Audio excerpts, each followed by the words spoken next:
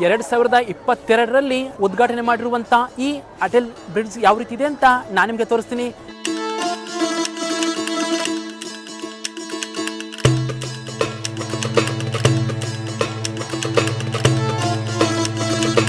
ಇನ್ನು ಈ ಸೇತುವೆ ಆದಷ್ಟು ಸುಂದರವಾಗಿ ಕಾಣೋದೇ ರಾತ್ರಿ ಟೈಮು.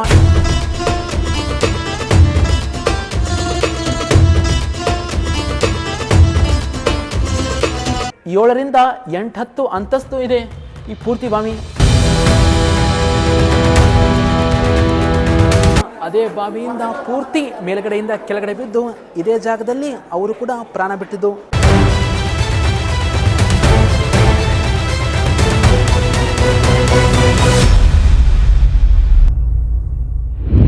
ವಿಡಿಯೋ ನೋಡ್ತಾ ಇರುವಂಥ ಪ್ರತಿ ಒಬ್ಬರಿಗೂ ಕೂಡ ನಮಸ್ಕಾರ.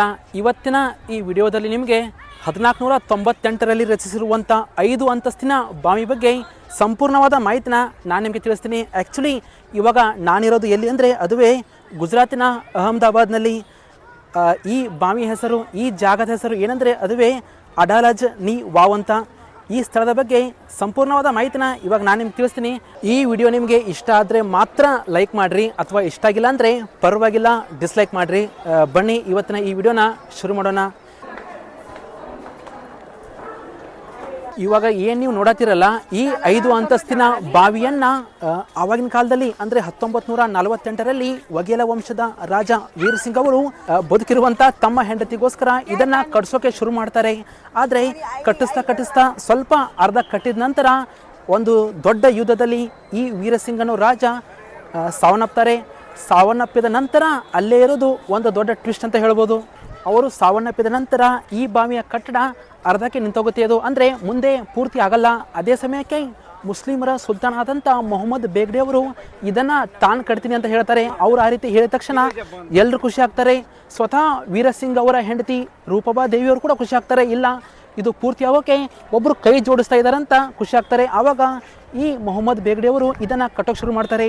ಪೂರ್ತಿ ಕಟ್ಟಿದ ಮೇಲೆ ಅವ್ರು ಹೇಳುವ ಒಂದು ಮಾತು ಏನಪ್ಪ ಅಂತಂದ್ರೆ, ಹೇಗೂ ಇವರ ಗಂಡ ತೀರ್ಕೊಂಡಿರೋ ಕಾರಣ ಇವರನ್ನು ನಾನು ಮದುವೆ ಆಗ್ತೀನಿ, ಅಂದರೆ ವೀರಸಿಂಗ್ ಅವರ ಹೆಂಡತಿ ರೂಪಬಾ ದೇವಿ ಅವರನ್ನು ನಾನು ಮದುವೆ ಆಗ್ತೀನಿ ಅಂತ ಆ ಮೊಹಮ್ಮದ್ ಬೇಗ್ಡೆ ಈ ಮಾತನ್ನು ಹೇಳ್ತಾನೆ. ಆವಾಗ ತನ್ನ ಗಂಡ ವೀರ್ ಸಿಂಗ್ ನೆನಪಲ್ಲಿ ಇರುವಂಥ ಆ ರೂಪಬಾ ದೇವಿ, ಇಲ್ಲ ನಾನು ಯಾವುದೇ ಕಾರಣಕ್ಕೂ ಈತನನ್ನು ಮದುವೆ ಆಗಲ್ಲ ಅಂತ ಇಲ್ಲಿ ಏನು ಕಾಣ್ತಾ ಇದೆಯಲ್ವಾ ಮೇಲ್ಗಡೆ, ಪೂರ್ತಿ ಮೇಲ್ಗಡೆಯಿಂದ ಇದೇ ಬಾವಿಯಲ್ಲಿ ಬಿದ್ದು ರೂಪಬಾ ದೇವರು ಸಾವನ್ನಪ್ತಾರೆ.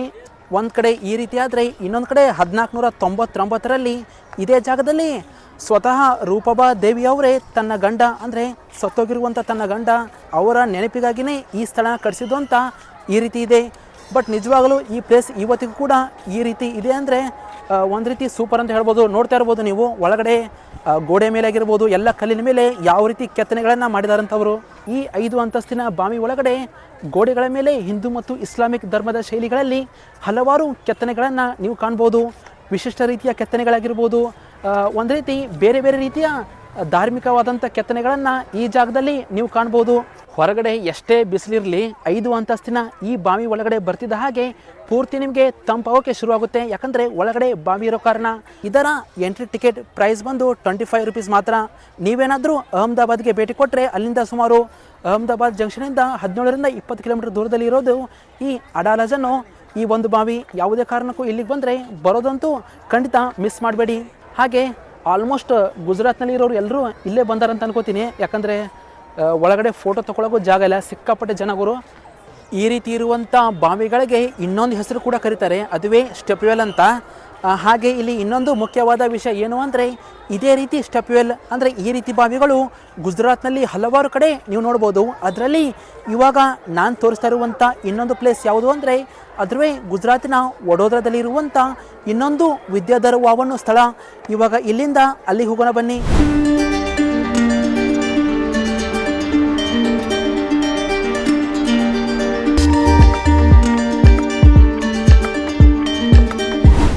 गोवा मैंगो लाया लाया नौ लाया केरे केरे केरे. ಸೊ ಫೈನಲಿ ಟೈಮ್ ಇವಾಗ 3 ಗಂಟೆ ಆಯ್ತು. ಇವಾಗ ಇನ್ನೂ ಏನೂ ತಿಂದಿಲ್ಲ. ಆಲ್ರೆಡಿ ಪ್ಲೇಸ್ನ ಎಕ್ಸ್ಪ್ಲೋರ್ ಮಾಡಿದ್ದಾಯಿತು. ಇವಾಗ ಫ್ರೂಟ್ಸ್ ತಿಂದ್ಬಿಟ್ಟು ನೆಕ್ಸ್ಟ್ ಇವಾಗ ಇನ್ನೊಂದು ಪ್ಲೇಸ್ ಹೋಗುಮು. ಇವಾಗ ನಾನು ಬಂದಿರುವಂಥ ಮತ್ತೊಂದು ಪ್ಲೇಸ್ ಯಾವುದಂದ್ರೆ ಅದುವೇ ಗುಜರಾತಿನ ವಡೋದರಾಗೆ. ಈ ವಡೋದರಾದಲ್ಲಿ ಹಲವಾರು ಪ್ಲೇಸ್ಗಳನ್ನ ನಾವು ನೋಡ್ಬೋದು. ಅದರಲ್ಲಿ ಒಂದು ಪ್ರಮುಖವಾದಂಥ ಪ್ಲೇಸ್ ಯಾವುದು ಅಂದರೆ ಅದುವೇ ವಿದ್ಯಾಧರ್ ವಾವ್ ಅಂತ. ಆ್ಯಕ್ಚುಲಿ ವಡೋದರಾದಲ್ಲಿ ಫೇಮಸ್ ಅಂದರೆ ಈ ವಿದ್ಯಾಧರ್ ವಾವನ್ನು ಈ ಸ್ಥಳ. ಸೊ ನೋಡ್ತಾ ಇರ್ಬೋದು ನೀವು ಈ ಪ್ಲೇಸ್ ಯಾವ ರೀತಿ ಇದೆ ಅಂತ. ಇದು ವಿದ್ಯಾಧರ್ ವಾವ್ ಈ ಸುಂದರವಾದ ಬಾವಿಯ ಮೆಟ್ಲುಗಳನ್ನು ಯಾವಾಗಂದರೆ 16ನೇ ಶತಮಾನದಲ್ಲೇ ಇದನ್ನು ನಿರ್ಮಿಸಿದ್ದು. ಸುಮಾರು 1650ರಲ್ಲಿ ಇದನ್ನು ನಿರ್ಮಿಸ್ತಾರೆ ಅವರು. ನೀವು ಅನ್ಕೋಬೋದು ಇದಕ್ಕೆ ವಿದ್ಯಾಧರ್ ವಾವ್ ಅಂತ ಹೆಸರು ಯಾವ ರೀತಿ ಬಂತು ಅಂದರೆ ಇದೇ ಗುಜರಾತಿನ ಸುಲ್ತಾನರ ಆಸ್ಥಾನದಲ್ಲಿ ಇದ್ದಂಥ ಒಬ್ಬ ವಿದ್ಯಾಧರ್ ಎಂಬ ಅಧಿಕಾರಿಯ ಹೆಸರನ್ನೇ ಇದನ್ನಿಟ್ಟಿರೋದು. ಯಾಕಂದರೆ ಅದೇ ಅಧಿಕಾರಿನೇ ಇದನ್ನು ಕಟ್ಟಿಸಿರೋದು. ಹಾಗಾಗಿ ಅವನ ಹೆಸರನ್ನೇ ಇದಕ್ಕೆ ಇಟ್ಟಿದ್ದಾರೆ ಅವರು. ಈ ಸ್ಥಳ ಇವತ್ತಿಗೂ ಕೂಡ ನೀವು ನೋಡ್ಬೋದು. ಯಾವುದೇ ಕೂಡ ಟಿಕೆಟ್ ಇಲ್ಲ, ಇಲ್ಲಿ ಫ್ರೀಯಾಗಿಯೇ ಒಳಗಡೆ ಎಂಟ್ರಿ ಕೊಡ್ಬೋದು. ನೀವು ಪೂರ್ತಿ ಆ ಜಾಗದಿಂದ ಹಾಗೆ ಕೆಳಗಡೆ ಇಳ್ಕೊಂಡು ಸೀದಾ ಕೆಳಗಡೆ ಬಂದರೆ ಮೊದಲು ಬರೋದೇ ಒಂದು ಬಾವಿ. ಈ ಬಾವಿ ಅಲ್ಲಿನ ಕಾಣ್ತಾ ಇದೆ ಅಲ್ವಾ, ಅದ್ರ ಕೆಳಗಡೆ ಕೂಡ ಪೂರ್ತಿ ಪಳ್ಳಿದೆ, ಜಾಗ ಇದೆ ಇಲ್ಲಿ. ಅದರ ಆಚೆ ಕೂಡ ಅಲ್ಲೊಂದು ದೊಡ್ಡದಾದ ಬಾವಿ ಇದೆ, ಕಾಣ್ತಾ ಇದೆ ಅಂತ ಅನ್ಕೋತೀನಿ. ಸೊ ಆ ಬಾವಿ ಅಲ್ಲಿಗೇನು ಹೋಗಲ್ಲ ಗುರು, ಯಾಕಂದರೆ ಪಕ್ಕದಲ್ಲಿ ಮೊದಲೇ ಜಾಗ ಕಮ್ಮಿ ಇದೆ, ಇಲ್ಲಿ ಸುಮ್ಮನೆ ಭಯ ಆಗುತ್ತೆ ಅಂತ ಆ ಜಾಗದಲ್ಲಿ ಹೋಗಲ್ಲ. ನೀವು ಅನ್ಕೋಬೋದು ಈ ರೀತಿ ಸ್ಥಳನ ನಿರ್ಮಿಸೋಕೆ ಕಾರಣ ಆದರೂ ಏನು, ಯಾಕಿದು ಉಪಯೋಗ ಅಂತ ನೀವು ಅನ್ಕೋಬೋದು. ಅಂದರೆ 16ನೇ ಶತಮಾನದಲ್ಲಿ ಬರುವಂಥ ಜನರಿಗೆ ವಿಶ್ರಾಂತಿ ಪಡೆಯೋಕೆ ಆಗಿರ್ಬೋದು, ಅಥವಾ ಅವರ ಕುಡಿಯುವ ನೀರಿನ ಸಲುವಾಗಿ ಈ ಸ್ಥಳನ ನಿರ್ಮಾಣ ಮಾಡ್ತಾರೆ. ಅದು ಕೂಡ ನಿರ್ಮಾಣ ಮಾಡಿದ್ದು ಅದೇ ವಿದ್ಯಾಧರ್ ಎಂಬ ಅಧಿಕಾರಿನೇ ಈ ಸ್ಥಳನ ನಿರ್ಮಾಣ ಮಾಡಿದ್ದು. ಬರುವ ಪ್ರಯಾಣಿಕರಾಗಿರ್ಬೋದು ಅಥವಾ ಎಲ್ಲರಿಗೂ ವಿಶ್ರಾಂತಿ ಪಡೆಯೋಕೆ ಒಂದು ಒಳ್ಳೆಯ ಜಾಗ. ಹೊರಗಡೆ ಎಷ್ಟೇ ಬಿಸಿಲಿದ್ರೂ ಕೂಡ ನೀವು ಒಳಗಡೆ ಪೂರ್ತಿ ಕೆಳಗಡೆ ಬರ್ತಾ ಇದ್ದ ಹಾಗೆ ಒಂದು ರೀತಿ ತಂಪಾದ ಭಾಸವಾಗುತ್ತೆ, ಫೀಲ್ ಆಗುತ್ತೆ ಒಳಗಡೆ. ಯಾಕಂದರೆ ಒಳಗಡೆ ಬಾವಿ ಇರೋ ಕಾರಣನೇ ಇಲ್ಲಿ ಈ ರೀತಿ ತಂಪಾದ ಗಾಳಿ ಬರೋದು. ನೀವು ಪೂರ್ತಿ ಕೆಳಗಡೆಯಿಂದ ನೋಡಿದರೆ 7ರಿಂದ 8-10 ಅಂತಸ್ತು ಇದೆ ಈ ಪೂರ್ತಿ ಬಾವಿ. ನೋಡ್ರಿ ಆವಾಗಿನ ಟೈಮಲ್ಲಿ ಕಂಬಗಳನ್ನು ಯಾವ ರೀತಿ ಮಾಡಿದರು. ಇದರೊಳಗಡೆ ಪೂರ್ತಿ ಹೋಲ್ ಕೂಡ ಇದೆ ಒಳಗಡೆಯಲ್ಲಿ. ಈ ಪೂರ್ತಿ ಬಾವಿಯನ್ನು ಅಥವಾ ಬಾವಿಯಲ್ಲಿ ಇರುವಂಥ ಈ ಕಂಬಗಳನ್ನು ಇಂಡೋ ಇಸ್ಲಾಮಿಕ್ ಶೈಲಿಯಲ್ಲಿ ಕೆತ್ತಿದ್ದಾರೆ ಅವರು.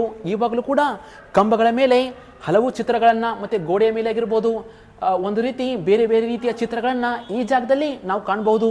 ಈ ಜಾಗದ ಹಿಸ್ಟ್ರಿ ಬಗ್ಗೆ ಕೂಡ ಆಲ್ರೆಡಿ ನಾನು ನಿಮಗೆ ಹೇಳಿದ್ದೀನಿ. ಇದನ್ನು ಕಟ್ಟಿಸಿರೋ ಉದ್ದೇಶನೇ ಜನಗಳಿಗೆ ಸಹಾಯ ಆಗಲಿ ಅಂತ, ದಣಿದು ಬಂದವರಿಗೆ ತಂಪಾದ ವಿಶ್ರಾಂತಿ ಪಡೆಯೋಕ್ಕೆ ಒಂದು ಜಾಗ ಆಗಲಿ ಅಂತಲೇ ಈ ಬಾವಿಯನ್ನು ಅಥವಾ ಈ ಕಂಬಗಳನ್ನು ಇದನ್ನೆಲ್ಲ ಕಟ್ಟಿಸಿರೋದು ಅವರು. ಆ್ಯಕ್ಚುಲಿ ಗುಜರಾತ್ನಲ್ಲಿ ಜಾಸ್ತಿ ಫೇಮಸ್ ಅಂದರೆ ಅದುವೇ ಊಟ ಮಾಡೋಕ್ಕೆ ಗುಜರಾತ್ ಥಾಲಿ ಅಂತ.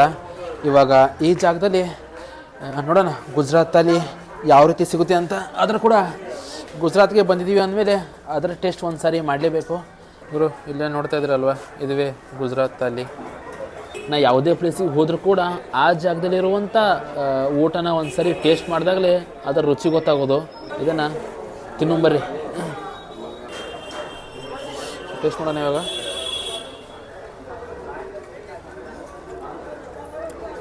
ಇವಾಗ ಆ ಸ್ಥಳದಿಂದ ನಾನು ಬಂದಿರೋದು ಅಹಮದಾಬಾದ್ನಲ್ಲಿರುವಂಥ ಇನ್ನೊಂದು ಫೇಮಸ್ ಜಾಗ, ಅದುವೇ ಅಟಲ್ ಬ್ರಿಡ್ಜ್ಗೆ. ಬಹುಶಃ ಇಲ್ಲಿ ಇಂಟರ್ನ್ಯಾಷನಲ್ ಫ್ಲವರ್ ಶೋ ಕೂಡ ಆಗುತ್ತೆ. ಇದರ ಟಿಕೆಟ್ ಪ್ರೈಸ್ ಬಂದು 100 ರೂಪಾಯಿ ಮಾತ್ರ.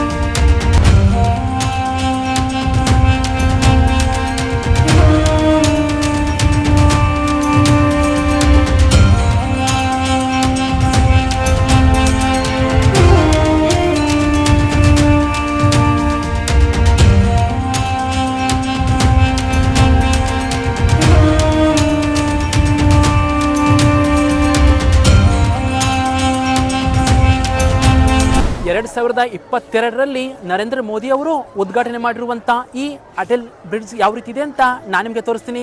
ಇವಾಗ ಅಲ್ಲಿಗೆ ಹೋಗೋಣ. ಆವಾಗಲೇ ತೊಗೊಂಡ್ರು ಟಿಕೆಟು ಫ್ಲವರ್ ಶೋಗೆ 100 ರೂಪಾಯಿ ಮಾತ್ರ. ಆದರೆ ಬ್ರಿಡ್ಜ್ ಒಳಗೆ ಹೋಗೋಕೆ ಅದು ಇನ್ಕ್ಲೂಡ್ ಇಲ್ಲ. ನೀವು ಒಳಗಡೆ ಬಂದ್ಮ್ಯಾಗ ಸಪ್ರೇಟ್ ಬ್ರಿಡ್ಜ್ ಹೋಗೋ ಕೂಡ ಟಿಕೆಟ್ ತೊಗೋಬೇಕು. ಅದರ ಟಿಕೆಟ್ ಪ್ರೈಸ್ ಬಂದು 50 rupees. By Ek. So finally bridge ಒಳಗಡೆ ಬಂದಿದ್ದಾಯ್ತು ಇವಾಗ.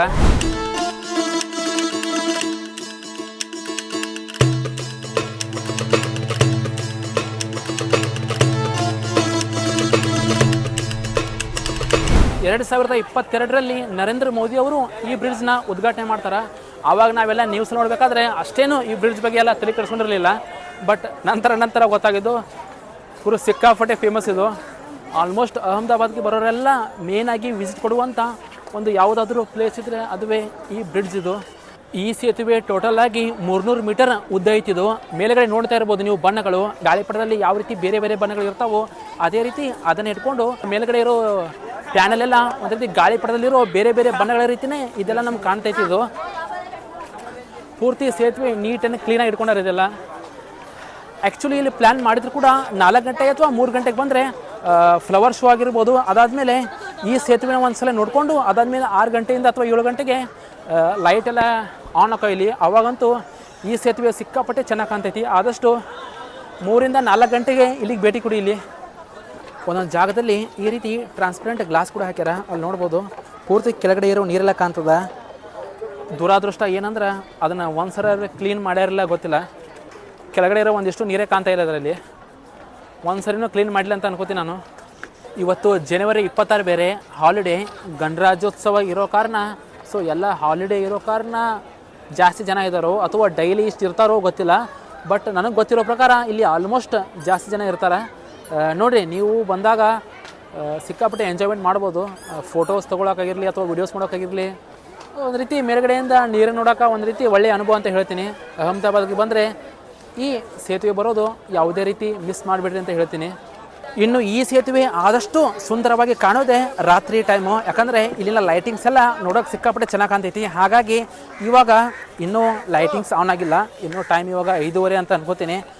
ಲೈಟಿಂಗ್ಸಲ್ಲಿ ಈ ಸೇತುವೆ ಯಾವ ರೀತಿ ಕಾಣ್ತಿದೆ ಅಂತ ನಾನು ನಿಮ್ಗೆ ತೋರಿಸ್ತೀನಿ.